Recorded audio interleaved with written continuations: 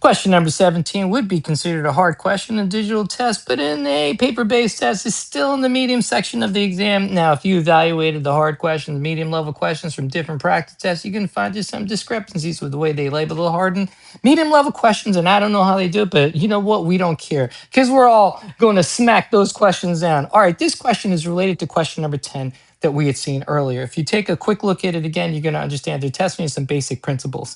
Now, I take a look at this expression they're given to me, and I'm going to work on the ends first. Now, before I explain this one, q to the 7th power over, let me do that. Q to the 7th power over q to the 21st power. I'm taking a look at that first. But before I do it, let's do some business. If I took q to the 7th power and I added q to the 21st power, is there anything I can do when I'm adding with like bases with different exponents? Nope, it's just going to be q to the 7th power plus q to the 21st power. That's it. I can't do anything. But what if we had q to the 7th power times q to the 21st power?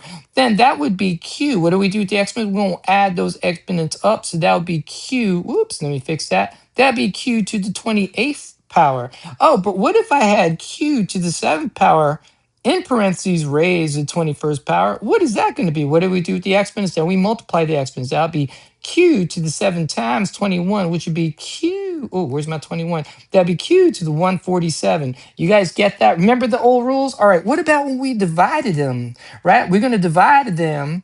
That's going to be q to the 7th power. What do we do when we're dividing? We're going to subtract. Remember that the upstairs, the numerator's q goes first with its exponent. Then downstairs, you do it next. So what's that going to equal? That's going to equal q to the what? To the negatory 14. But trickerations, right? If we knew that rule, like, all right, it's q to the negative 14. But whenever we're dealing with a negative exponent, we're going into, what are we going into? The 1 over world. And what happens to the q to 14th? It goes downstairs as a positive 14. Take a look at your answer choices. Which one's giving you a q to the 14th power downstairs as a denominator? I've got this one. I ain't got that one. I ain't got that one. I ain't got that one. So A's got to be the answer. But if you want to test your h, you got h to the 15th. What are we going to do with that? 5, we're going to subtract it. That's going to give us h to the positive 10, which will remain upstairs. That's like h. Oh, I'll do it over here. H to the 10th power over q to the 14th power. Ooh, ooh.